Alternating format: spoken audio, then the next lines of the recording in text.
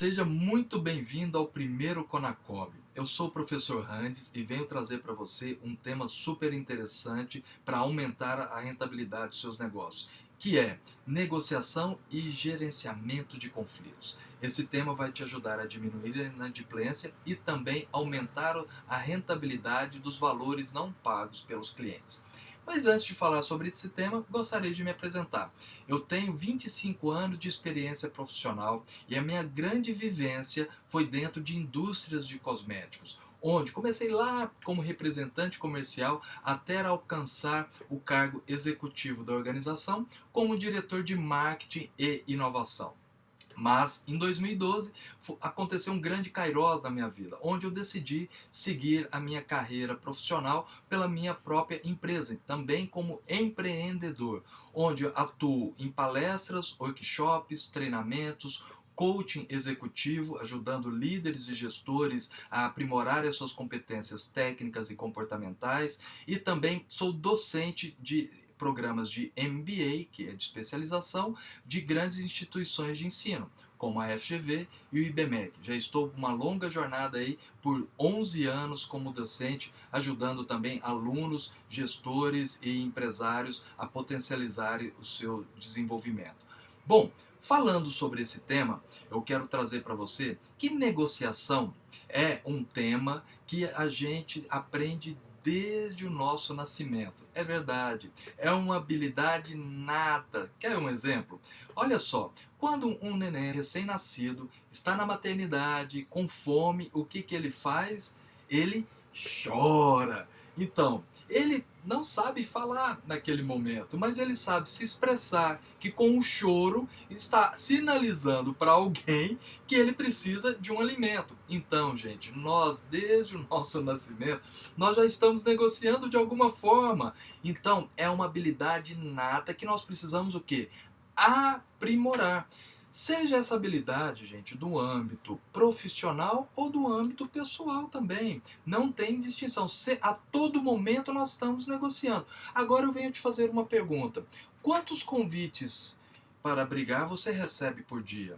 Ora, principalmente você que é empresário de pequenas e médias empresas, que está lidando com clientes a todo momento, clientes que são mal pagadores porque querem ser mal pagadores mesmo, né? Isso aí já é uma questão de caráter, de valor, e clientes que passaram por dificuldades e que, de certa forma, na sua vida, que agora não tem condição de pagar. E aí você muitas vezes tem que entender cada situação para poder lidar com cada uma delas. Aí que vem a grande habilidade negocial dentro do seu negócio. Então, nós precisamos identificar que a negociação é você associar interesses comuns e também ajustar interesses opostos. São aqueles interesses que cada um tem uma visão, mas você precisa diminuir esses interesses opostos para que vocês possam chegar a um acordo. Mas um acordo favorável para ambas as partes. Senão ele não é implementável ou não é durável. E por isso que nós precisamos ajustar, alinhar esses gaps. Primeiro ponto para a gente ajustar, nós temos que identificar o seguinte: a negociação é uma comunicação bidirecional, onde essa comunicação tem que ser o emissor, que está falando os seus argumentos, mas também nós temos que ouvir. O grande dificultador de uma negociação, sabe o que é? Não são os elementos negociais, mas sim somos nós mesmos. Nós somos a principal barreira dentro da negociação, porque muitas vezes, gente, nós acabamos entrando para o ego negocial. O que é o ego? É a minha própria vontade. Eu entro num âmbito emocional muito forte e deixo o problema ali sobre a mesa. Em vez de eu discutir sobre a inadimplência ou sobre uma possível recuperação de um valor, eu começo a atacar a pessoa. Eu sei que lembra aquele exemplo que eu dei? Que é aquele mal pagador por índole mesmo. Eu sei que ele é mal pagador por uma índole, que ele está querendo, ele está mentindo dentro de uma situação, e aí eu levo isso à flor da pele. Separe as pessoas dos problemas. Eu tive uma jornada acadêmica, né, dentro da minha evolução profissional também, que fiz 3 MBAs, um mestrado, e dentro de um MBA eu fui para a Europa falar sobre gestão de negócios. Então, uma frase que a gente falava muito lá na Europa, principalmente lá em Portugal, foi onde eu realizei meu mestrado, é separar alhos de bugalhos. E é muito isso, gente. Nós temos que separar as pessoas dos problemas. Então nós temos que identificar o que eu tenho que focar na solução daquele problema. Porque se eu não focar na solução daquele problema, eu vou fazer o quê? Que o problema ganhe. E porque aí eu vou fazer essa briga que a gente está falando. É a briga de egos. Por isso que nós precisamos fazer gestão de conflitos. Mas antes de falar sobre a gestão de conflitos, vamos ainda aprofundar um pouco sobre o tema negociação. A negociação, então, nós falamos que é alinhar interesses comuns e também associar aqueles que são opostos para diminuir os gaps, ter uma comunicação bidirecional, ajustar interesses conflitantes. Por quê? O que são interesses conflitantes? É aquilo que eu não concordo com o meu interlocutor e algo que ele também não concorda comigo. Então, como que a gente faz para romper esse impasse negocial? Para a gente chegar numa negociação? É onde nós utilizamos os critérios objetivos, ou seja, é a legitimidade na negociação, é a lei.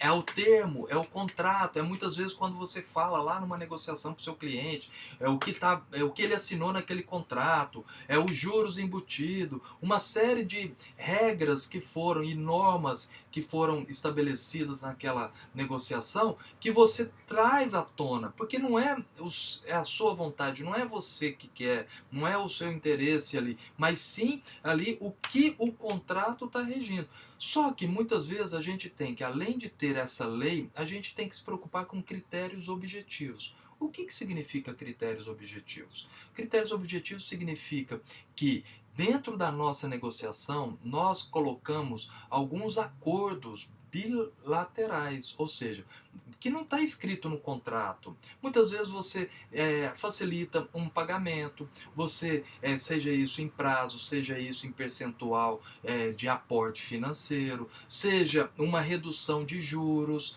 seja algum elemento negocial que você, acordando com o seu interlocutor, você ajusta. Isso chama-se critérios objetivos, ou seja, uma nova lei é colocada na negociação. Então nós temos que entender que a negociação é a arte das escolhas. Primeiro ponto que você tem que identificar: qual o objetivo da sua negociação?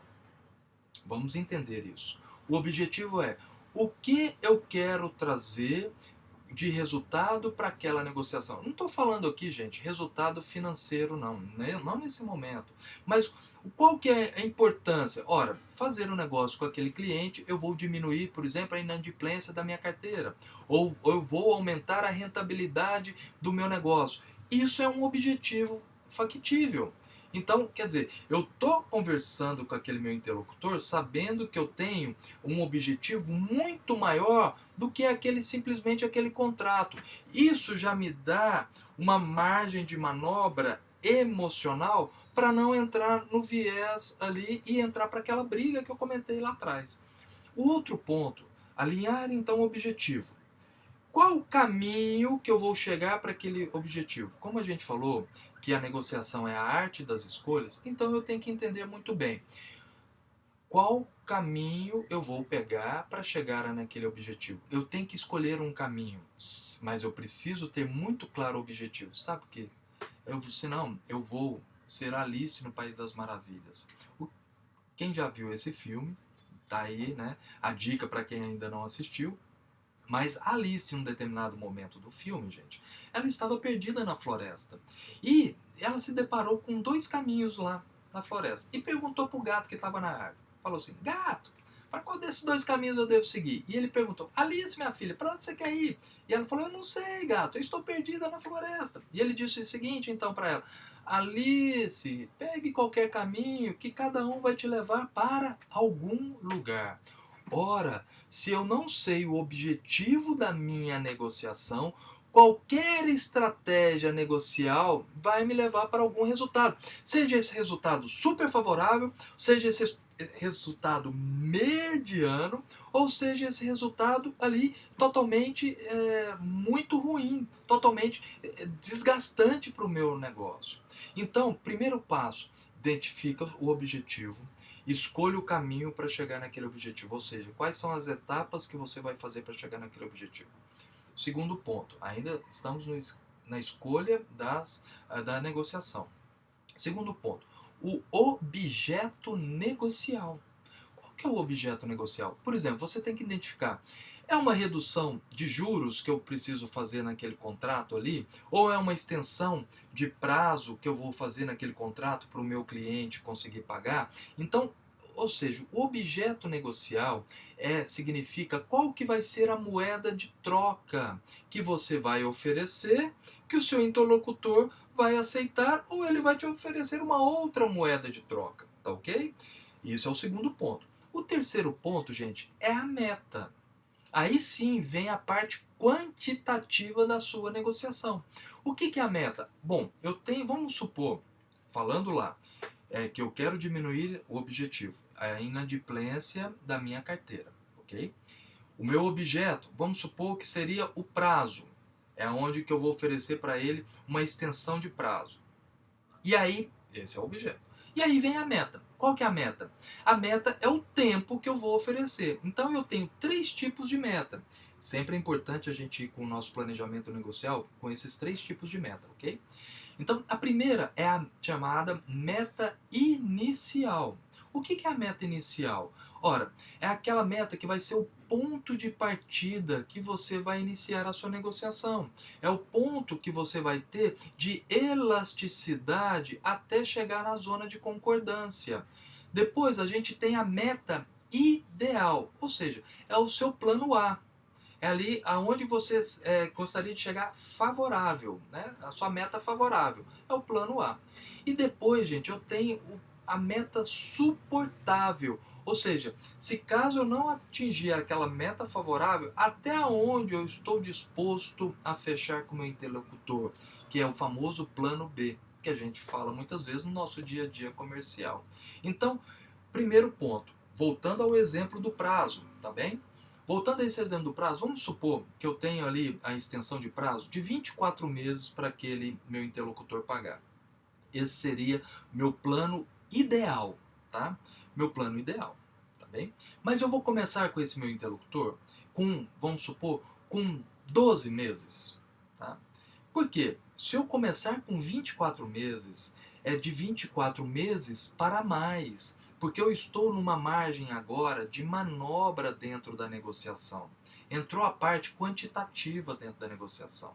E aí eu tenho que identificar. Se eu falar aos 24, que é a minha meta ideal, ele vai pedir o quê? 26, 28, 30, 32 e por aí vai. É de 24 para mais. Nunca ele vai falar, para menos. Né? Em casos raríssimos. Né? A pessoa fala, não, quero pagar em menos e tal, tal, tal, tal. Mas isso você está indo numa inadimplência. Então é diferente. Não é uma negociação tradicional. Então você tem que pensar, qual que é a sua meta ideal? Se eu tenho 24, voltando ao nosso exemplo, 24 meses é a minha meta ideal, eu vou começar com um pouco menos de prazo, 12, 15 meses, aí vai dentro da realidade de cada caso, tá bem? Entra na particularidade do contrato, entenda cada situação para você poder tomar a sua ação aí de estratégia negocial.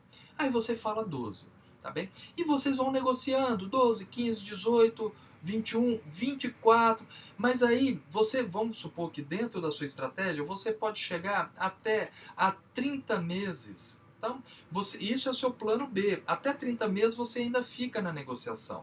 E aí você sabe, se em 24 meses ainda não conseguiu fechar aquela negociação, o quanto de você sentiu que, vamos supor, que em 26 meses esse cliente ele aceita o acordo, ofereça os 26 meses, chegue nesse consenso dos 26 meses, vá para o plano B, mas também puxe o plano B dele, né, que seria, vamos supor, um aporte um pouquinho maior inicial. Então, faça essa moeda de troca, não é simplesmente ceder. Nós vamos falar isso muito em gerenciamento de conflitos. Não é só ceder, mas você dar um passo, mas também pede um outro passo para o seu interlocutor. É o que a gente muitas vezes fala dentro de negociação, pessoal. É o seguinte, é dar 2 passos para trás para você dar um passo para frente depois. E não necessariamente é na mesma situação. Por exemplo, você estendeu um prazo e ele te deu um aporte inicial um pouco maior do qual você precisava ou você estava pedindo naquele primeiro momento. Então, vocês tiveram 2 elementos negociais, que é prazo e valor, que foram ajustados dentro da negociação. E aí sim a gente começa a tornar essa negociação muito mais favorável. É um pensamento que nós temos que começar a ter, que a estratégia negocial é a arte das escolhas. Por quê? Pessoas que não buscam consenso não caminham juntas. Você tem que achar um consenso. Nada é mais a ferro e fogo. Já saiu, gente, aquele antigo modelo mental que a gente existia antigamente em negociação, que é o good cop e o bad cop. Ou seja, é o bom policial e o mau policial. Olha, eu vou fazer de mau policial, você durão, tal, tal, tal, e depois eu dou uma soprada, eu dou um de bom policial. Já era esse estilo negocial. A gente tem que ser, primeiro, transparente. Nós temos que ser éticos, nós temos que entender ali o outro lado, mas também fazer com que ele entenda o nosso lado.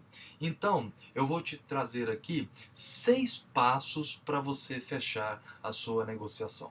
O primeiro passo é você estabelecer relacionamento e comunicação. O que é esse relacionamento? Lide com problemas de percepção, de emoção entre as partes, tanto a sua como a do outro, né? Às vezes você liga, o outro tá já com todo aquele ego, falamos daquele ego tal exaltado. Lide com isso, concorde para depois discordar, né? Então concordo com o senhor, concordo com a senhora, no entanto, porém, entretudo, contudo e tal, tal, tal, você coloca seu argumento com calma, nunca se exalte junto com o cliente. Então isso é problemas de relacionamento que a gente já tem que lidar num primeiro momento da negociação, ser assertivo, mas aí entra a comunicação. Gente, assertividade é falar a língua do outro. Não adianta você explicar, não, porque o nosso juro, o nosso contrato é de acordo e tal, o índice e tal. Se a outra parte não entende índice, não entende, eu tenho que achar uma forma mais simples de falar para a outra parte entender. E aí a gente começa a ter essa clareza na informação. Ora, a gente precisa, antes, em qualquer negociação, entender, gente. Nós precisamos entender qual que é o nosso interlocutor. Eu preciso fazer um planejamento, preciso pesquisar uma. Não é só pegar o telefone e já falar ou atender aquele cliente sem você investigar ele antes. Em negociação, muito importante, não existe programa do Faustão, que eu costumo dizer. Tinha uma série lá no programa do Faustão que dizia o seguinte: se vira nos 30, não é assim? Não existe, gente. Não existe se vira nos 30. Você tem que planejar, porque o resultado da sua negociação vai ser o planejamento que você faz antes de conversar com o seu interlocutor. Será que eu estou tendo esse planejamento coerente? Isso é um ponto de atenção que eu já deixo para você. Mas vamos caminhar dentro desses 6 passos da nossa negociação. O primeiro, então, é lidar com problemas de relacionamento e ter uma comunicação assertiva. O segundo ponto é quando a gente fala sobre mapeamento de interesses. O que é isso? Quais são os interesses comuns que eu tenho com meu interlocutor, com a outra parte? Ou seja, vai, gente, começa a sua negociação pelas semelhanças. O que faz a outra parte te entender? O que faz a outra parte continuar na negociação? O que é importante para ele? Associe o que é importante para você. Façam esse mapeamento de interesse. Depois vocês vão lidar com outros interesses que são opostos, são divergentes, tem os interesses conflitantes, tem os interesses ocultos também, que você só vai descobrir quando você tiver a habilidade de perguntar. Por isso que nós falamos, principalmente um bom negociador não é aquele que fala muito, mas sim aquele que ouve atentamente o seu interlocutor. Porque nós podemos ter pistas ali muito sutis que o nosso interlocutor está colocando. E aí se a gente está só falando, se a gente só quer fazer ali que ele fique convencido da nossa argumentação, eu deixo de entender qual que é o foco dele para dentro daquela do fechamento daquele meu negócio. Então mapeie esses interesses. Por enquanto, gente, só para deixar bem claro, nós não estamos falando ainda nenhum tipo de meta aqui, não estou chegando em nenhum momento financeiro ou quantitativo aqui. Você só está fazendo ali um entendimento de toda uma situação. Feito isso, comece a busca de opções. O que é a busca de opções? Oferecer oportunidades, ou seja, oferecer algo que possa criar valor entre as partes, que seja ali uma forma diferenciada dentro de um aporte que ele fez ali, e você tem uma nova estratégia, você tem uma facilidade, é um plano que vocês estão colocando dentro do projeto, é um software que vai ajudar você a melhorar a sua performance, que vai potencializar o negócio do seu interlocutor também.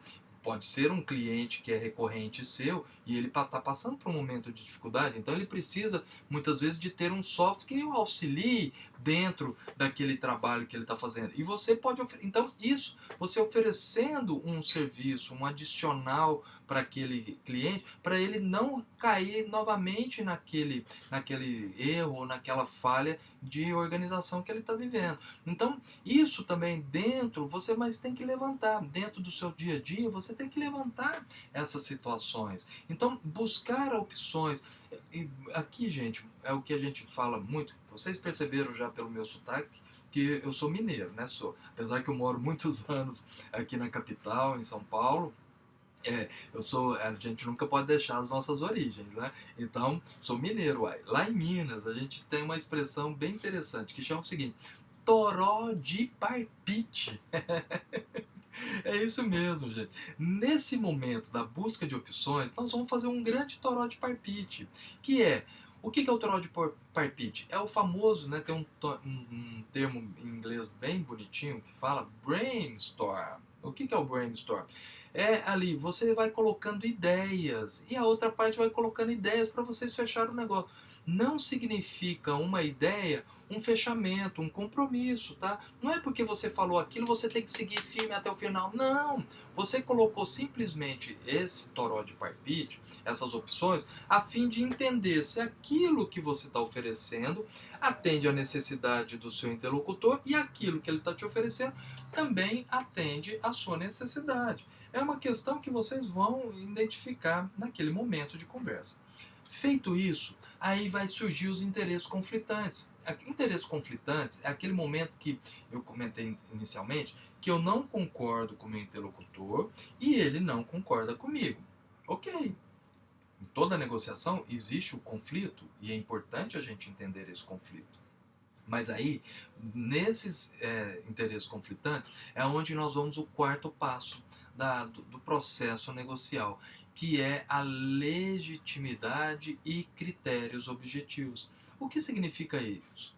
São as leis, ou seja, é aquele contrato, aquela norma, aquele padrão, algo que você estabeleceu junto com o seu interlocutor, seja isso no contrato, ou vocês fizeram uma troca de e-mails que virou uma legitimidade, virou ali um critério objetivo inicialmente, que depois virou uma lei, virou comprobatório. Então aqui, gente, nesse momento do conflito, não existe, o que eu acho, o que você acha, eu penso isso, eu penso aquilo, não, é meu feeling, é isso, não tem nada disso, não tem o que você pensa, o que você acha, o que a sua intenção é essa, não quero saber disso, desse momento de conflito. O seu interlocutor, ele quer saber o que é comprobatório, o que é fatos e dados sobre a mesa. É isso que você vai oferecer nesse momento. Porque também tem um outro ditado lá nas Minas Gerais, tá ok?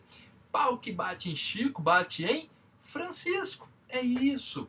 Não tem quem ganha e quem perde. Os dois lados vão ganhar juntos ou vão deixar de ganhar juntos. É esse o momento. Então o conflito é assim, independentemente se é favorável a um a outro, é o que é legítimo dentro da nossa negociação. Passou por essa fase de conflitos de interesse, aí nós temos, agora chegou o momento que nós chamamos de barganha posicional. Ou seja, é a linha que você vai colocar a parte quantitativa da negociação. Olha só, gente, o quanto de tempo que você já negociou, você já teve uma visão muito macro para você consolidar a informação quantitativa da sua negociação.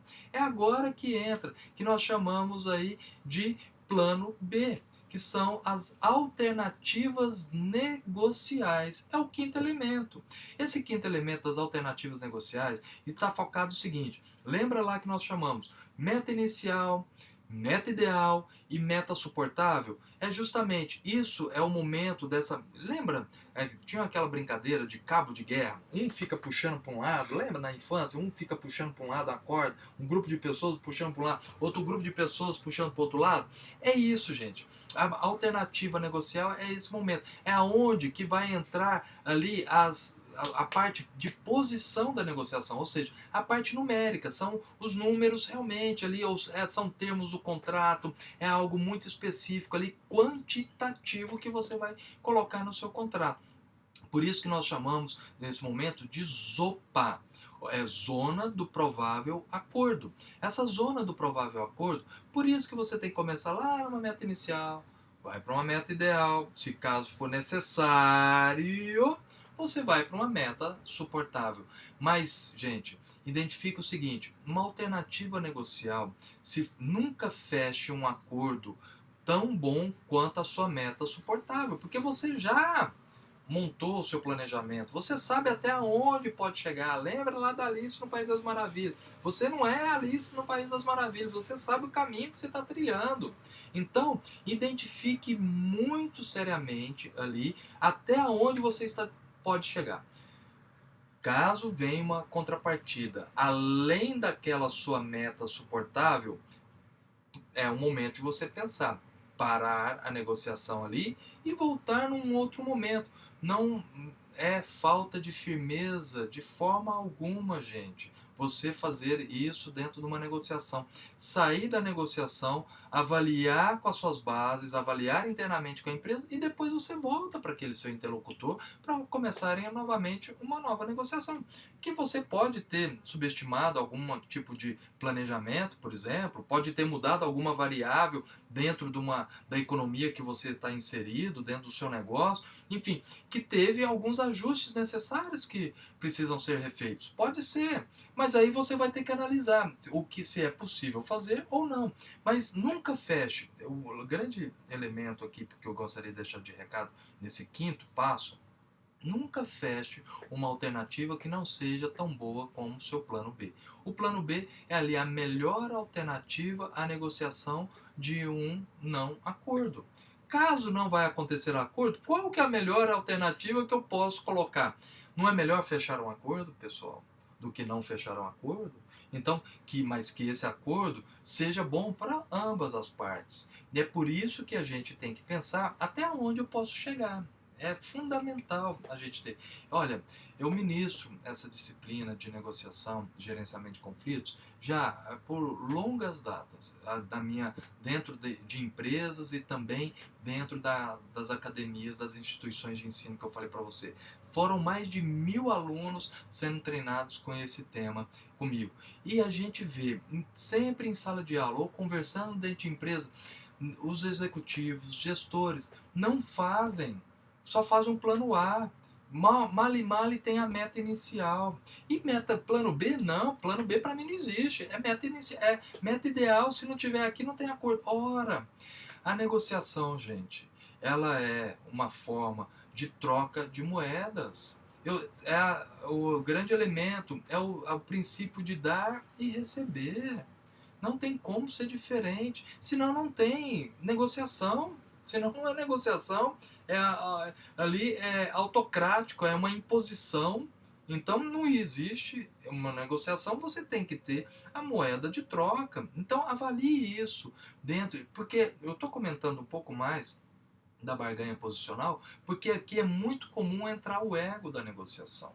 Então tome cuidado muito bem com isso, para você não ir à flor da pele, identificar ali, poxa, agora é o momento que é a minha vontade versus a vontade do meu interlocutor.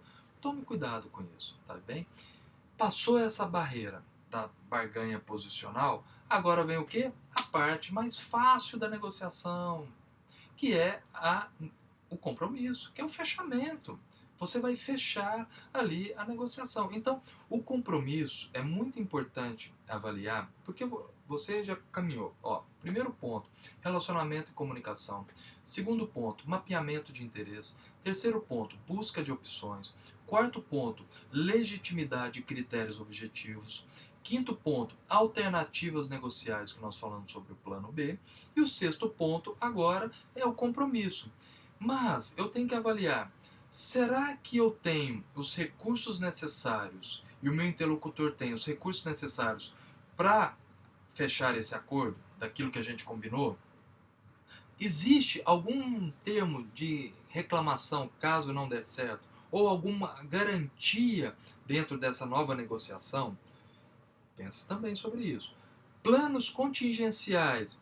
Vai que dá algum problema lá na frente. O que a gente pode fazer para mitigar esse risco? Ou seja, reduzir esse risco. O que a gente pode colocar no lugar? Então, são situações que a gente vai avaliar dentro daquele compromisso. Quem deve assinar o acordo? Os negociadores ocultos forem envolvidos. Quem são os negociadores ocultos? São aqueles tomadores de decisão. Será que com a pessoa que eu estou falando ali na negociação, ela é a decisora daquela negociação? Muitas vezes está falando ali com um cônjuge, onde ou o marido ou a esposa que são os tomadores de decisão, e eu estou falando com a pessoa errada. Então tem que identificar já desde o início da negociação e, se possível, trazer esse negociador oculto para dentro do processo negocial, tá?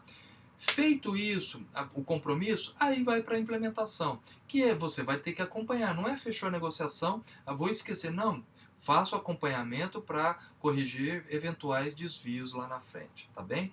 Então, com essa estrutura que eu acabei de passar para você, desses 6 passos, são os passos que nós falamos dos 6 blocos estruturais de Harvard Business School, colocado nos 4 cantos do mundo aí. E nesses 4 cantos do mundo, essa metodologia assertiva que nós estamos utilizando dentro das nossas negociações, independentemente, gente, se a empresa é de grande, transnacional, grande porte, ou é de médio ou pequeno porte, porque nós estamos lidando com seres humanos, onde a comunicação ali faz parte, onde as emoções, o grau de empatia, como eu vou me relacionar, os estilos de cada negociador. Um estilo é mais enérgico, outro um estilo um pouco mais brando. Então eu tenho que entender cada estilo para não entrar na mesma vibe. A postura, que muitas vezes é naquele momento que a pessoa fica mais exaltada, eu tenho que entender. Então tudo isso está correlacionado, independentemente da nossa forma de negociar, seja do nosso negócio pequeno até um grande negócio da nossa empresa, tá bem? E aí, dando continuidade desse processo negocial, eu gostaria de falar para você sobre gerenciamento de conflitos.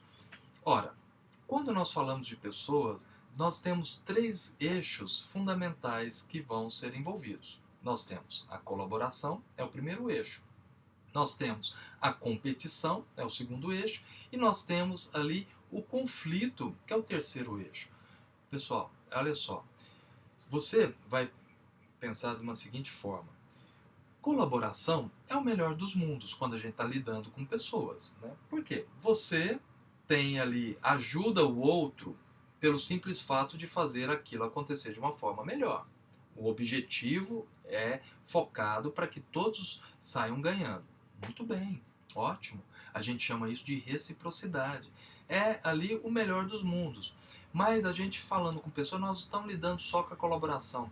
Existe também com a competição. Então, a colaboração, a gente utiliza a reciprocidade. A competição, o que significa a competição? Ora, quer fazer uma experiência? Você tem lá dois sobrinhos, né? De repente num almoço de família no final de semana, você pede lá para os dois sobrinhos, chamam dois sobrinhos e fala assim: olha, pega a chave lá pro tio ou pra tia que está lá em cima da mesa. Um vai cutucar o outro e vai falar o seguinte: vamos ver quem chega primeiro? E eles saem correndo, já a competição é natural do ser humano. Então não adianta você querer abafar. Agora, o que eu tenho que fazer é ser ético dentro dessa competição. E por isso que a gente utiliza a meritocracia. Eu avalio as pessoas pelas entregas. Então, quer dizer, dentro dos indicadores, dentro da parte quantitativa, quem está fazendo além daquilo que é solicitado é o desempenho. Então, o empenho é feito aquilo que é solicitado. Quando se fala além do que é solicitado, é o desempenho. Aí essa pessoa tem o mérito para ganhar alguma coisa ou ter um benefício diferenciado. É isso que a gente tem que identificar. A meritocracia para você valorizar quando existe ali uma competição. Por quê? Eu não vou valorizar alguém que eu gosto mais, alguém que é mais ali, eu tenho maior afinidade, ou que trabalha junto comigo. Não, eu tenho que ter o respeito por todas as pessoas. E por isso a meritocracia ela é envolvida nesse momento, tá joia? E aí a gente vem o terceiro eixo, então falamos aqui da colaboração, que é a reciprocidade. Falamos da competição, que é a meritocracia. E o terceiro eixo é o conflito. E aí eu trago para você a gestão de conflitos, que também é uma forma onde nós avaliamos por Harvard Business School, que é, primeiro passo, né, eu tenho que identificar quais são os meus interesses e quais são os interesses da outra parte. E aí eu tenho um gráfico, onde você pode observar aí nesse momento. Nesse gráfico eu tenho dentro a parte maior, de maior interesse meu, e a parte de menor interesse. E dos outros, a parte de maior interesse e a parte de menor interesse. Analisando isso, ora, vamos identificar o seguinte: se eu foco simplesmente, somente nos meus interesses, ou seja, eu trago só para mim, só o que eu quero fechar naquela negociação, e não me importo com os interesses da outra parte, o desfecho mais provável é esse que está sinalizado, que é disputa e dominação. Ou seja, eu faço de tudo para a outra parte desistir e somente eu ganhar. E aí, gente, nesse momento é muito comum acontecer numa negociação o ego. Aí vira a batalha de vontades. Eu faço de tudo para a outra parte desistir. E aí a gente fica, o que? Lembra aquele convite para brigar? Eu entro na briga. Não. A negociação não é vou travar aquela batalha novamente. Às vezes a gente escuta por aí, né? Eu vou entrar naquela briga de novo. Não, negociação é para a gente chegar num comum acordo. É algo favorável. A gente não pode chegar nesse âmbito já de batalha, de briga. Senão não vai. A gente já vai para disputa e dominação. Já vai entrar para o lado errado. Aí o desfecho mais provável é um lado só ganha e o outro perde. Será que isso vai ser implementável? Com certeza não vai ser. Lá na frente vai se perder, não vai conseguir fazer o negócio acontecer. Então a gente tem que falar, ver como a gente pode fazer essa contrabalança. Mas caminhando ainda por esse gráfico, olha só, quando eu não me preocupo com os meus interesses e não me preocupo com os interesses da outra parte, eu tenho aqui a inação. O que é inação? Eu fujo do conflito. Ora, gente, fugir do conflito também é um erro. Como o excesso é um erro, que a gente acabou de ver, o fugir do conflito é um erro, porque vai ter interesses que nós não concordamos e a gente precisa colocar ele sob a luz. Né? Coloque ele ali, né, sob um spotlight, um holofote ali para identificar qual que é esse problema, como eu tenho que resolver esse problema. E aí sim eu tenho que avaliar. Ora, dentro desse problema, a gente não pode fazer a inação. Ah, o melhor é a nossa amizade, é o relacionamento entre nós, o melhor é a nossa harmonia pessoal. Não, eu estou fazendo acordo de comadre ou de compadre aqui, gente. Não faz isso não, porque lá na frente vai dar uma meleca na sua negociação. Avalia, enfrente o conflito, mas não seja duro com ele. A gente tem que ser duro com o problema, não duro com as pessoas. E aí a gente diz o seguinte: a inação, os dois lados perdem. A gente olhar num desfecho negocial, é um perde-perde. Tá? Então a ausência do conflito também é ruim numa negociação. Quando avaliando aí no gráfico agora. Quando eu vou justamente somente olhar os interesses da outra parte e não olho os interesses da minha parte, eu vou focar na cedência. O que eu faço de tudo para ajustar o que o outro lado quer. Então eu concedo o prazo, eu reduzo o valor de parcela, eu diminuo juros e tal, uma série de coisas, mas eu não peço nada em troca. Eu estou cedendo demais. Então eu estou só abrindo as ofertas que o outro lado faz. A negociação, a gente falou, é o princípio de dar e receber. Se você vai fazer um ajuste de juros, ok, vai tirar os juros, que é plausível lá naquela sua negociação, então você tem que pedir uma contrapartida para o seu interlocutor. É uma redução de prazo, é um aumento no valor da parcela, enfim, você vai analisar a situação a situação. Então, fazer a cedência, a gente costuma dizer o seguinte: dar a lodinha inteira, né? Não é dar a lodinha inteira, não. Não é só oferecer, ceder, ceder, ceder, porque o outro lado ganha e eu perco. Então fica um desfecho negocial que não é um favorável também, porque eu só estou querendo ajustar a outra parte. Tome cuidado com isso.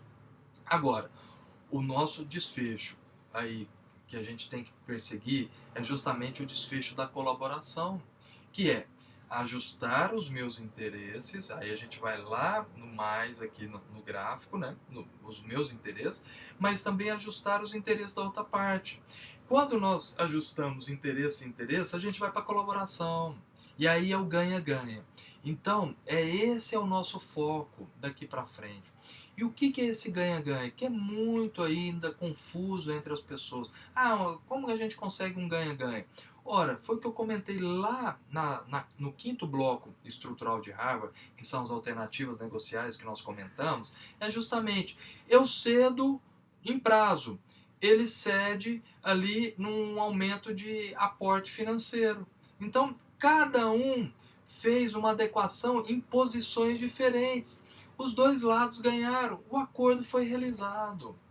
E é isso que a gente vai conversar, como que a gente pode colaborar. Ou nós entramos num prazo, eu podia ali chegar na minha meta, lembrando aquele exemplo, a meta ideal seria 24, e aí eu fiz 26, que ele também seria uma meta, para ele um plano B, ele pagar em 26, seria algo que ajustava para ele. Então nós ajustamos esse gap falando do mesma moeda de troca, que é prazo. Nós ajustamos. Os dois lados ganharam. Por quê, turma? Porque nós fechamos a negociação. O melhor não é nós reduzirmos a inadimplência dos nossos negócios e aumentar a rentabilidade dos nossos negócios, então o melhor acordo é aquele que pode ser implementável e durável, mas dentro que eu fiz o planejamento da negociação e cheguei num resultado favorável. Então, quando existir o conflito, primeiro passo, apareceu um conflito na sua mente, tem um impasse ali negocial, porque o conflito é um impasse negocial. Eu não ando mais na minha zona de concordância e a outra parte também não anda mais. Então eu tenho que identificar o seguinte: ora, dentro desse impasse, pare, avalie a situação, pare. Por que está acontecendo esse impasse? Depois você identifique, parei, né, respire fundo, aí é uma questão muito mais emocional da negociação. Pare, respire fundo, concentre novamente no seu objetivo negocial, tá bem? E isso é tudo fração de segundo, gente. É muito treino e prática negocial para você conquistar essas habilidades negociais, tá joia? Então pare, respire fundo. E aí vai para o segundo ponto. Identifique. Por que gerou esse impasse? Identifique o problema. Por que está gerando esse impasse? Aonde que eu parei e aonde que a outra parte parou? Identificou o problema, vai por terceiro passo aí, que é o plano. Ou seja, faça um planejamento. Como que eu posso realizar essa execução? Né? Como que eu posso fazer ali esse ajuste? O que eu posso oferecer para a gente sair desse impasse? Por exemplo, vou dar aqui alguns exemplos de planejamento. Muitas vezes você falar 10% de 1 milhão soa melhor ou pior do que 100 mil de 1 milhão. Se você falar, vou reduzir no seu contrato 10% para você fechar negócio, o seu interlocutor pode achar pouco.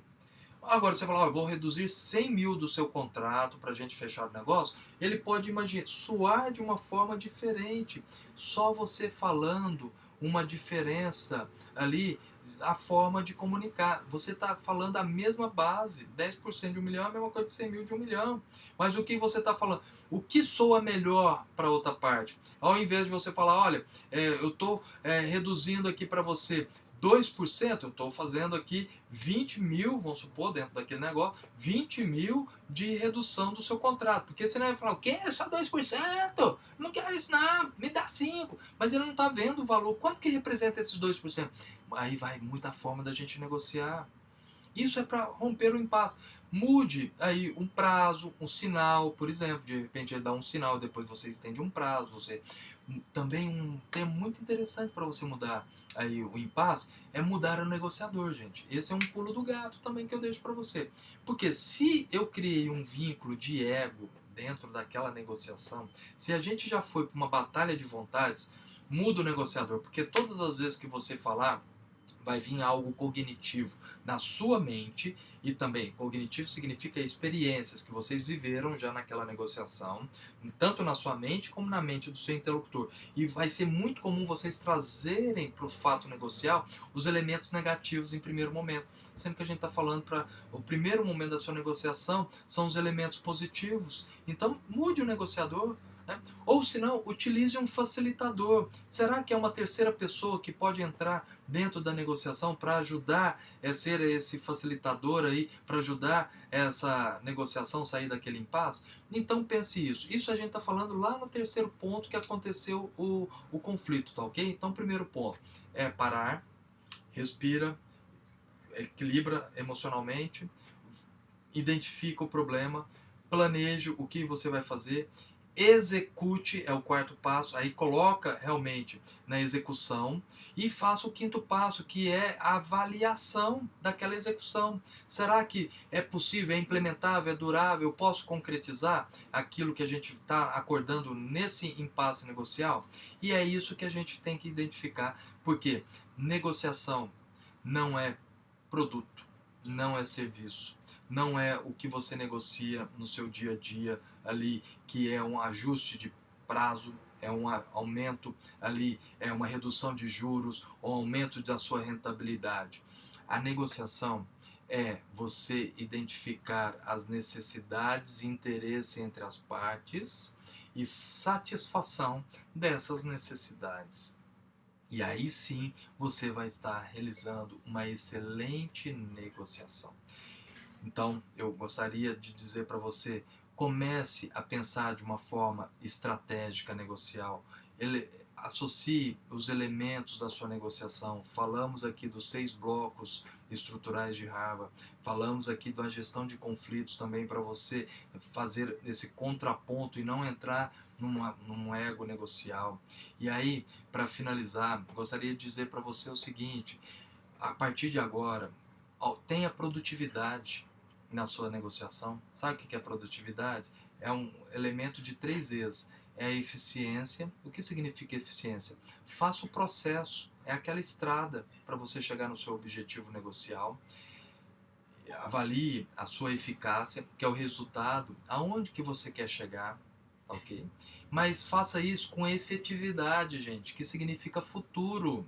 Então, não adianta eu fazer uma vez só, porque você pode falar com o cliente uma única vez, mas você vai ter na sua massa crítica de clientes outros inadimplentes. Então, aquilo que você utilizou numa negociação que deu certo, aplique para as outras negociações. Então, torne isso efetivo. Não seja só um marco negocial. Nossa, nós fizemos uma negociação que ficou muito boa, aumentamos ali a nossa rentabilidade, ou conquistamos ali, diminuímos a nossa inadimplência, mas só fiz uma vez, o que adiantou? Aí vem uma frase de Aristóteles, né? Que a excelência não é um feito, mas sim um hábito. Fazer repetidas vezes, repetidamente. Então pegue esses elementos de produtividade e coloque em prática no seu negócio. Não deixe para amanhã, coloque hoje. Aproveite essa oportunidade do primeiro congresso aí do Conacob, que está proporcionando para você essa realidade de conhecer tantos temas para aumentar as suas competências profissionais. E não espere para amanhã, coloque hoje. Caso você queira aprofundar nesses elementos negociais, eu ofereço um curso online, onde eu vou desdobrar realmente todos esses processos negociais com exercícios, com estudos de caso, com feedbacks dos exercícios também, para você avaliar a sua performance, onde você vai ver ali são 8 módulos que você vai identificar o como você pode potencializar o seu negócio. E lembrando que acessando agora esse link do site, você vai ter as 2 primeiras aulas grátis, onde você pode ter a oportunidade de experimentar e ver se tem aderência naquilo que você está buscando também, num objeto aí de um curso de negociação, tá joia?